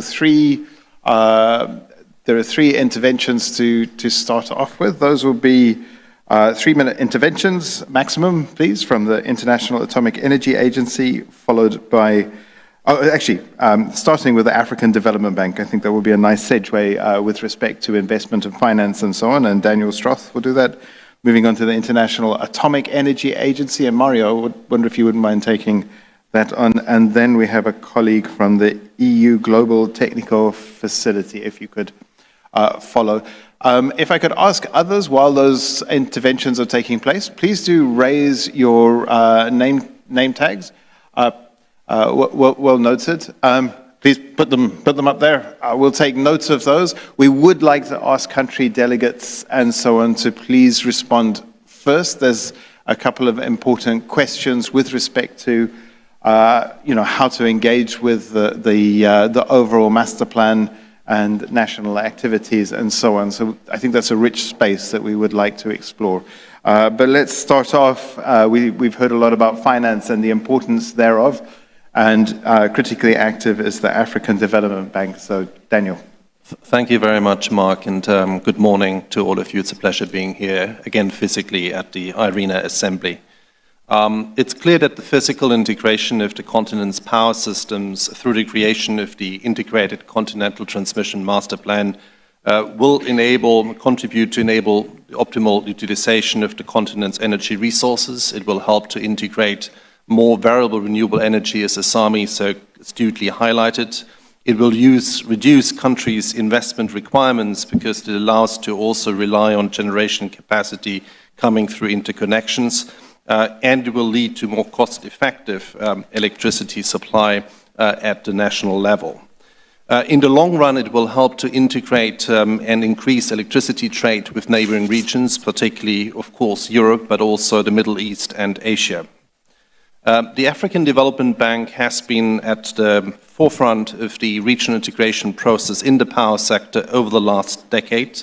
We have played a key role in the development and execution of the Programme for Infrastructure Development in Africa, PIDA, and we have been preparing and financing many of the critical interconnections across the continent. Accordingly, we have supported the CMP process from inception, notably leading in the resource mobilization dimension, mobilizing the required resources for implementing this massive undertaking of the Continental Master Plan. More specifically, we are supporting the CMP process directly through a large technical assistance program, which is implemented by our friends and colleagues at AUDANEPAD, with 3 key components, one being on the support to energy planning and modeling, to integrate updated regional master plans into the integrated continental master plan, capacity building and institution building of AUDANEPAD, but also the regional power pools, and also the updating and development of a master plan of the Central African Power Pool, CAP. In addition, we have been financing at the moment also the establishment of a project acceleration unit at the Central African Power Pool. It's clear that a successful continental master plan at the continental level requires the close alignment with the regional level, and it's good to see the close involvement, of course, of the Southern African Power Pool, but also all the other power pools in this regard. But it also requires close alignment with the national level, and there obviously the regional power pools have an important role in coordinating that alignment. From our perspective, it requires, of course, a bottom-up approach. The national level is critical, but it also requires some elements of top-down approach in terms of sharing the best practices, the ideal models to be followed also at the national level. While the CMP process is, of course, of critical importance, and I would just like to echo what Stefano highlighted, we cannot, of course, wait until that process is concluded. We must already now support and finance the critical identified priority transmission projects, such as those that have been identified in the context of the PIDA Priority Action Plan 2. This is also why the bank has been spearheading the Africa Working Group under the Global Green Grids Initiative to identify which are the projects, transmission projects, particularly critical from an energy transition perspective, and how these can be accelerated and how we can mobilize finance at scale, including from climate finance. Just to give one figure and to conclude on this, according to the International Energy Agency's 22 Africa Energy Outlook, investment in transmission in Africa will need to reach $10 billion per annum in the period 2026 to 2030, which is 3 times the investment level over the 2016 to 2020 period. So we really need to do more in terms of mobilizing that resource. And this is clearly where the African Development Bank will work with all the partners on the panel in terms of realizing this. So let me just conclude to underline that we're committed to the CMP process and look forward to working with everyone. Thank you. Thank you very much, Daniel. Next, the International Atomic Energy Agency, Mario. Thanks, Mark, and thanks for invitation to participate in this event. So, ladies and gentlemen, I am really glad to see that after several years and decades of capacity building effort that our agency has been putting in African member states, we are seeing to some extent culmination of these activities. So when we say Continental Master Plan, this is not just a report. This is a process run by African institutions and compiled by African experts with our, let's say, humble support. I'm talking mainly about IRENA and IEA involvement as modeling partners.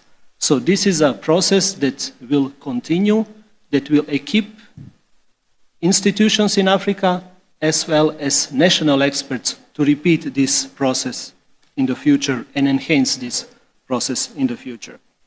We, as agency, we have a comprehensive capacity building program that is accessible to all our member states, and practically all African countries are our member states. We are focusing national teams, but we are also running a multi-year program which is completely aligned with CMP activities, and through this program we will be offering continuous training in use of this modeling platform.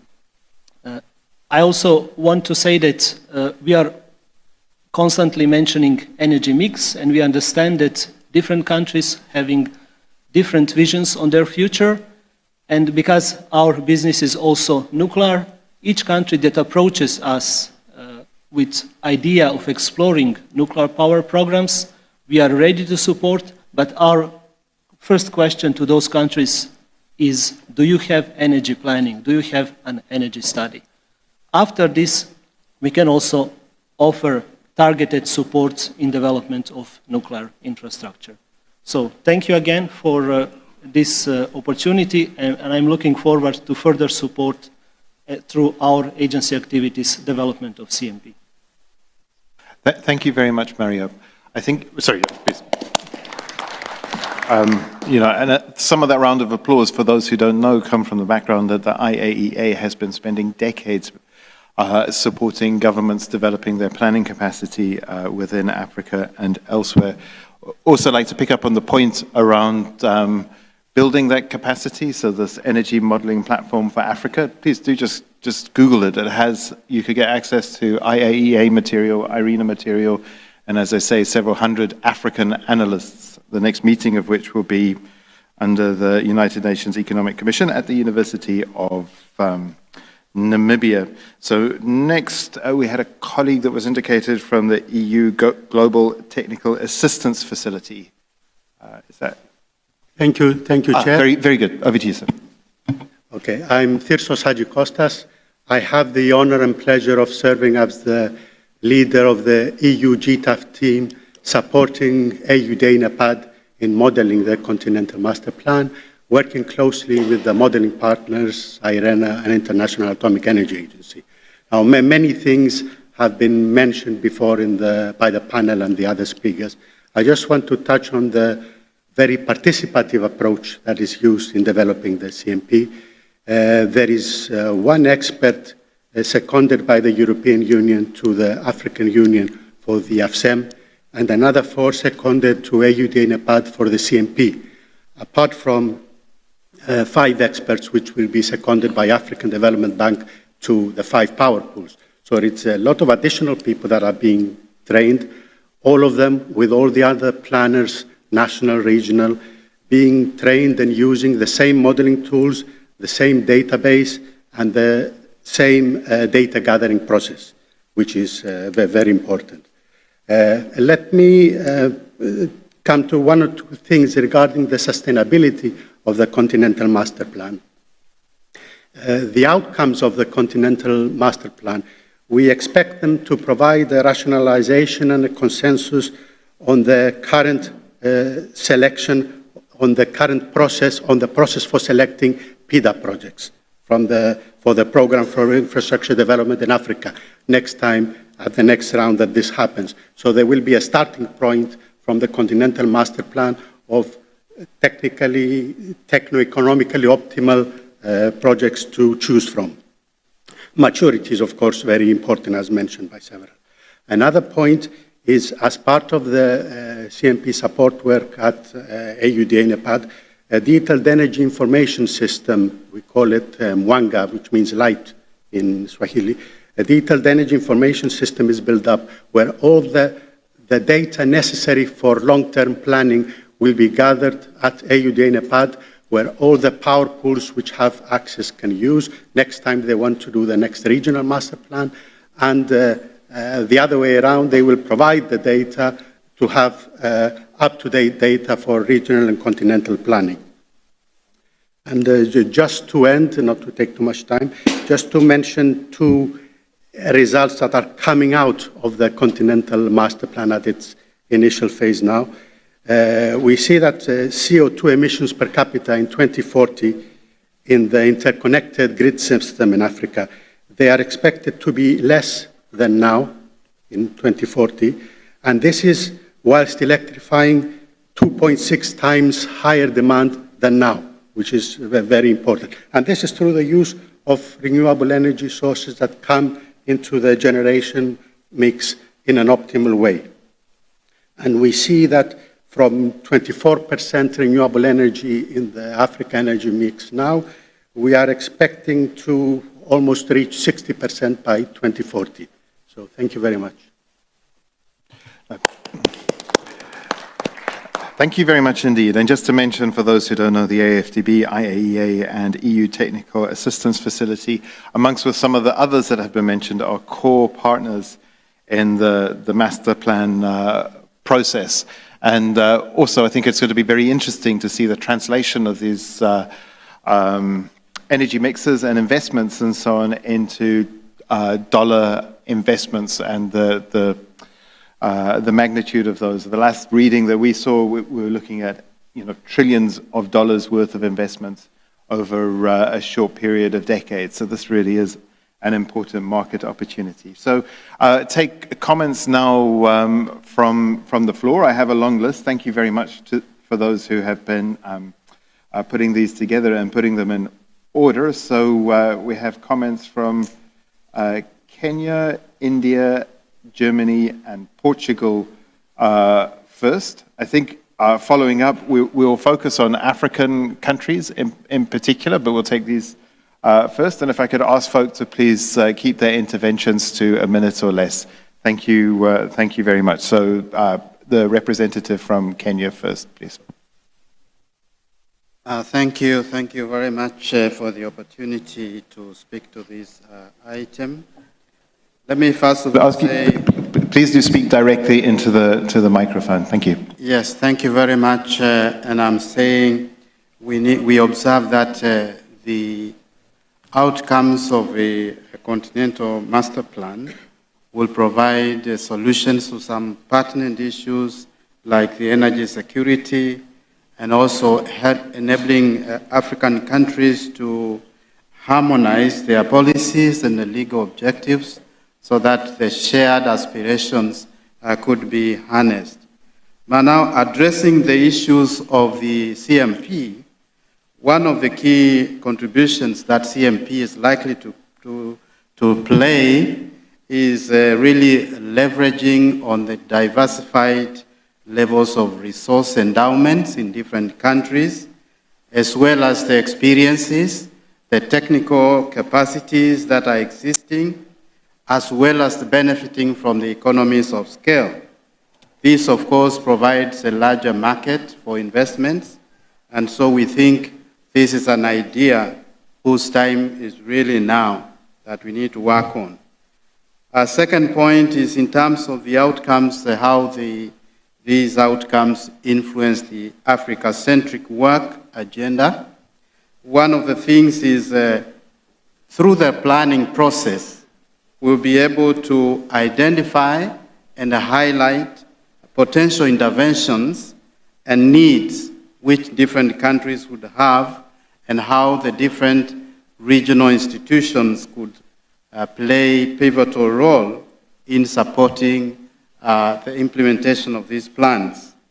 And in terms of influencing on the national energy planning, as well as regional energy planning, this process will bring into fore the gaps that are existing at national and regional levels.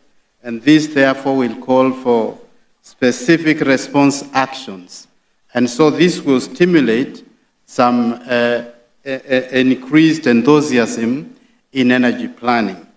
Now, in our case as Kenya, we have been doing what we call the least cost power development planning, but now we are embarking on an integrated energy planning and are in the process of creating a unit that is going to be doing energy planning, and this will enable the country be able to focus on the different energy sources, not just power.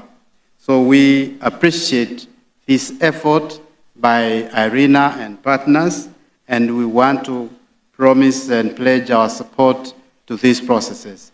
Thank you, and back to you. Thank you very much. Next speaker from Germany, and please do introduce yourself. Yeah, thank you, Professor Howell. Thank you for inviting me to give the German perspective to this important conversation.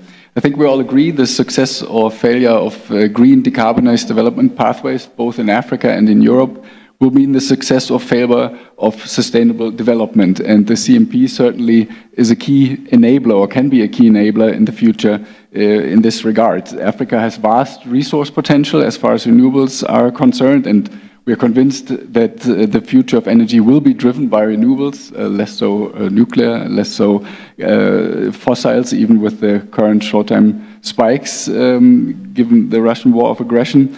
But we know that there are many barriers to action that have prevented the full development of Africa's wealth of renewable resources. For example, many African nations, particularly in sub-Saharan Africa, would be able to take advantage of a relatively low level of incumbent fossil fuel architecture, and once local access has been assured, the growing global demand for green energy. And of course, a grid that has been mentioned would help in that regard. Germany has substantially contributed to this discussion around the opportunities that a low-carbon development path holds, with its study, for example, on the renewable energy transition in Africa, a transition that requires a rapid phasing out of fossil fuel subsidies and funding to avoid stranded assets and long-term lock-in effects. It shows the discussion that the following 4 fields of action are central to the success of the African energy transition. First, promoting access to energy, as has been mentioned several times today already. Second, risk reduction and promotion of private sector investment. Third, extension and modernization of the electricity grid. And fourth, supporting systemic innovation. And the CMP, of course, is of critical importance in this regard, in particular as it is based on African ownership. From our point of view, this is a once-in-a-century task that requires concerted action by European and international donors, and a commitment by African states to an ambitious low-carbon development path in line with the Paris Agreement. And Germany already facilitates the African dialogue and exchange on energy planning, including efforts to promote the African Continental Power Systems Master Plan through its support of the African-EU Energy Partnership, as well as contributions to IRENA's long-term energy scenarios network, and in general, our engagement in Africa. And of course, at the next Berlin Energy Transition Dialogue, the question how to implement the energy transition on the ground, in particular in Africa, will be one of the focal points. In general, we consider the topic of energy planning as one of the most essential building blocks for a net zero future, also in Africa. In conclusion, we remain committed to working together to find solutions to scale up finance and investments in greener development pathways, including the CMP. Thank you very much. Thank you very much indeed. And I understand that the master plan itself, the technology behind it is technology neutral and policy neutral, which allows national governments to determine what is, or allows the analysts and the modeling to determine what is cost optimal. And with all of these reductions in renewable technology costs as well as regional integration, there'll be some very interesting results that come from that. Next we have Portugal.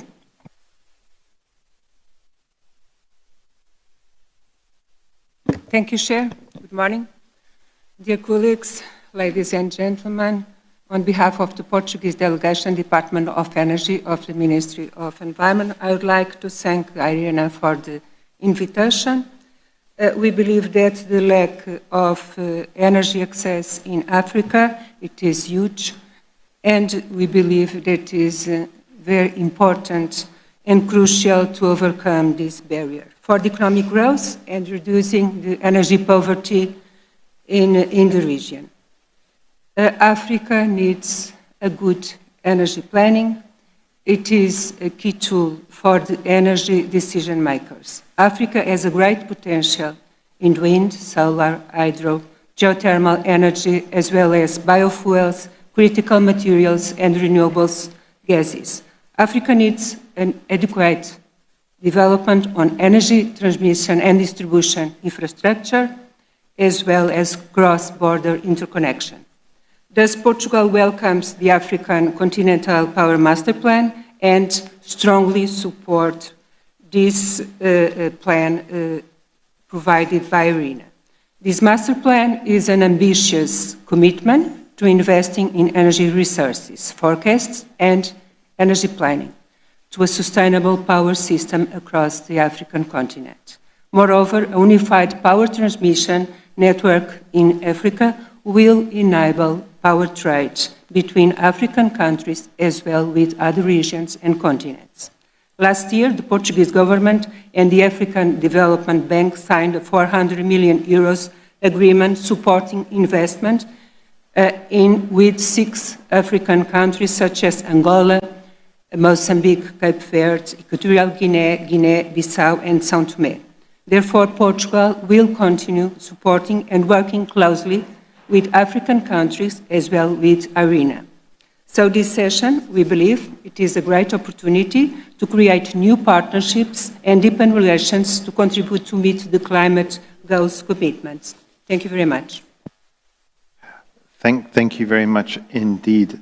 Now, if I can ask the delegates from Mali, Eswatini, and then India to provide their introductions, and please do introduce yourselves as you do so. Thank you. So, Mali first. Merci, bonjour. Thank you very much. Good morning, Madam Alifa, the Director for Energy from the Ministry of Energy and Water from Mali, and with the Director General of the Renewable Energy Agency and the Managing Director of the Mali Agency for Development and for Rural Electrification, and for the Ministry of Mines, and for the Unit for Developing Biofuels. So this master plan is coinciding with the master plan of Mali from 2020-2040, and it's being adopted, currently being adopted by our ministry. Now, the objective of our plan is to define the investment in the short, medium, and long term across the interconnected grid, by drawing upon thermal centers and with the production and a higher quality of supply in the energy mix. So we have a sort of master plan to deal with increasing demand between 2020 and 2040 to ensure adequate investment, high quality investment, so as to meet the needs of the people in Mali. And we have elaborated a strategy which will enable the execution of all this. Now, we're placing the emphasis on electrical interconnection and the management of renewable energies and ensuring the access to energy at low cost in Mali. So counting on the Continental Master Plan to assist us, to back us in the execution of our national strategy, and we're counting on all our other partners for the execution for our medium-term development strategy. Thank you for kind attention. Thank you very much indeed. So next it was Eswatini.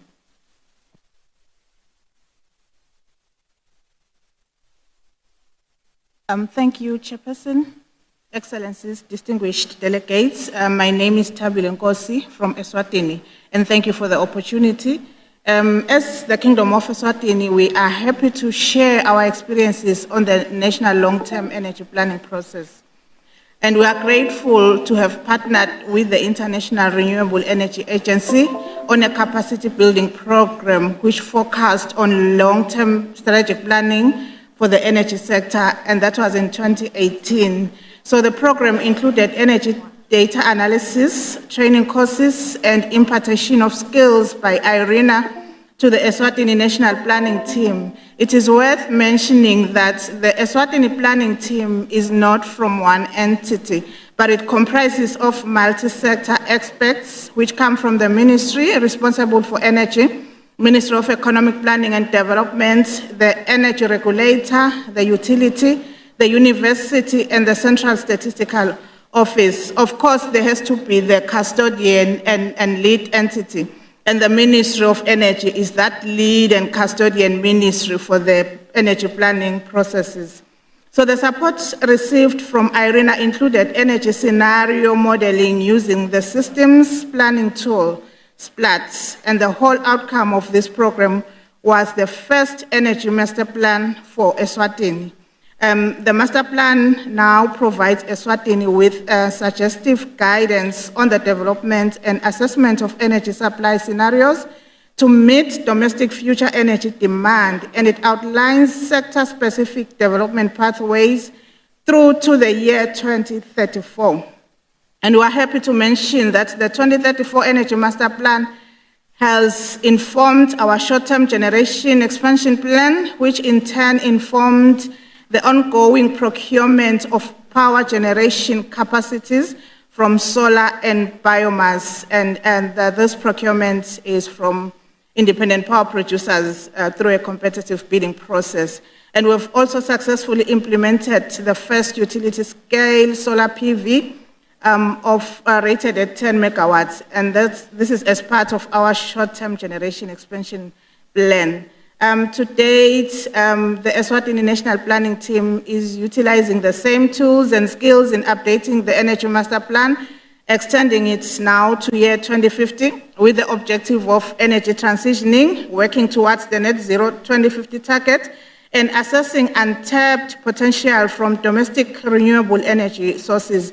So the support is from the International Atomic Energy Agency, and we appreciate IRENA's assistance in the formulation of this partnership with the International Atomic Energy Agency.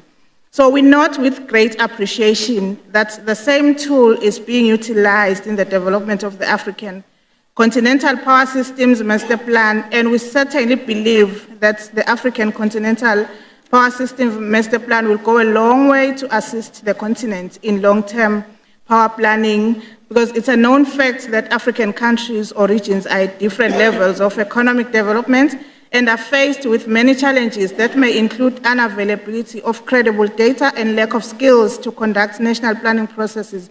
So alignment with continental-wide planning may assist countries with these serious challenges and to build national planning capacity.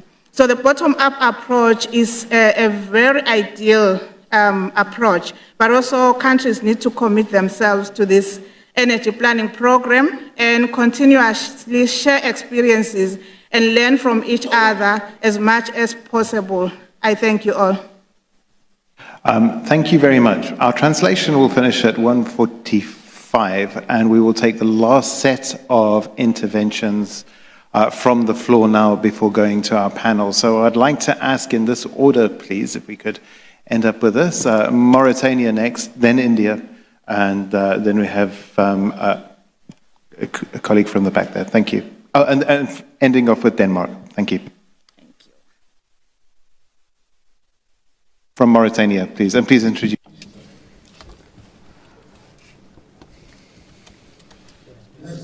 Thank you very much. I'm Brahim Idlidit from the Mastery of Electricity Division for my state. I'd like to first of all thank Irina for the kind invitation. I would like to say that this is a very important issue for the African continent. In its effort for the CMP is very important for the energy transition process for Africa, but I think it shouldn't be purely limited to the consolidation of national programs, but it should also leverage the potential of the continent as a whole, and should also beef up the interconnections. If I take the case of Mauritania, we have extremely significant potential in terms of wind-based energy. We've got a very long coastline, and so as to reach 13 meters per second, so a very high solar potential, which very much overshoots our need in terms of energy. I think these intermittent forms of energy have indeed technical constraints, admittedly, and that's why for some countries they need to have funding for the storage or the technological systems to ensure the stability of such grids or networks. And for that, we need a degree of interconnectivity to reinforce the national grids.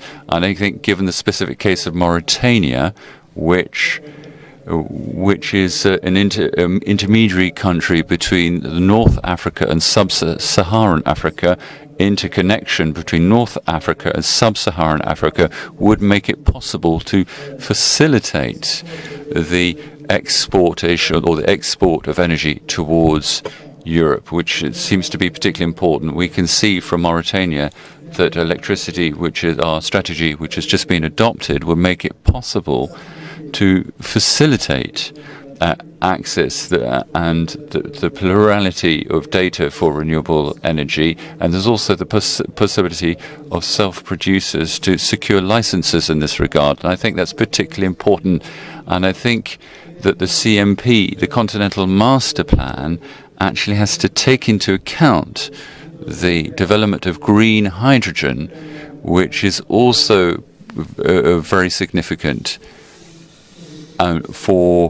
to enable the African continent, which has major potential in terms of solar and wind-based energy, to fully develop itself in this field. That is to say, hydrogen and green hydrogen-based energy, and it could be used for green steel. And this, we have a significant potential in terms of minerals, and we could be more competitive if we were able to harness these minerals with green-based hydrogen and other forms of renewable energy. Thank you very much.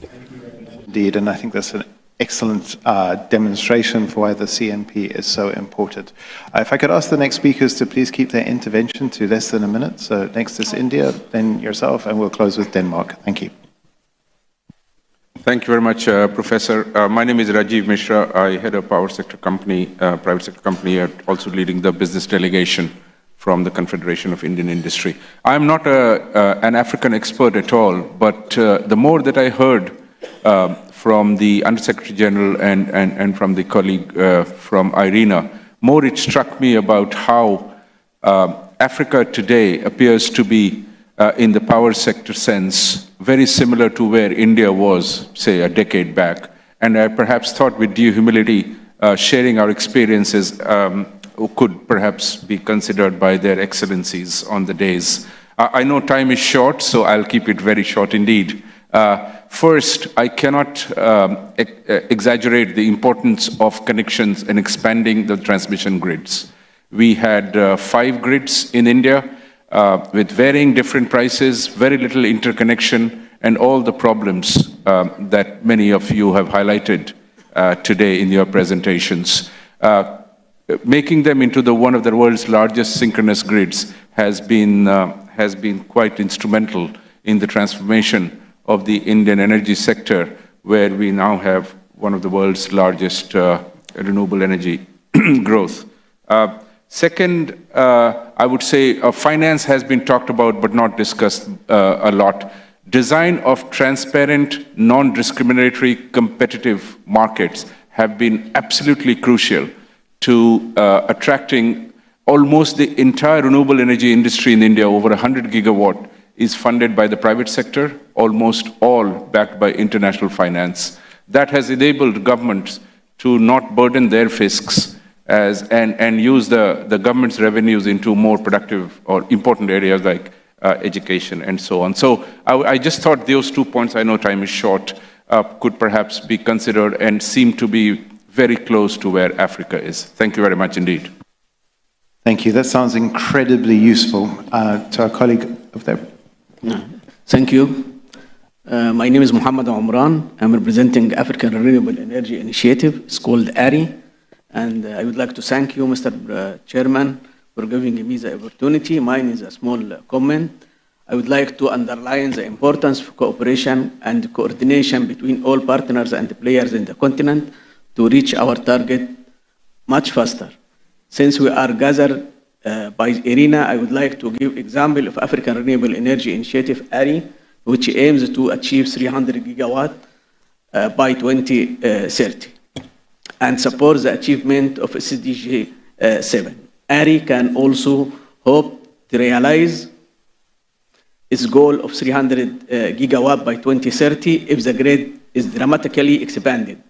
Regional and continental transmission grid need to be connected to make electricity affordable to African people and unlock productive use and economic growth. In addition, as a chairman of Egyptian Electricity Regulatory Agency, I would like to add my voice to what has been mentioned from speakers regarding the need for Africa for a right regulation to attract the private sector, and this is very important in implementation of the strategy to invest in the electricity sector. Also, Egypt has a good experience in interconnection between neighboring countries, Jordan, Libya, Sudan, and other countries, and we are ready to help and to share our experience in the interconnection. Thank you. Thank you very much indeed. Moving over to Denmark, and please keep it less than a minute. Thank you, Professor. Just very briefly, Denmark is very happy to support the CMP work of IRENA, and we think this vision, which really is about creating an abundance of renewable energy in Africa for African development, is fantastic and really the way to go. In Northern Europe, we have for a long time been working on our own power pool, and that is what has enabled us to go to very large scale of renewable energy in our systems. Is that we have a power pool where we share energy and can use the intermittency to help each other. And I think having that vision for Africa will also really drive the growth of energy in the whole continent.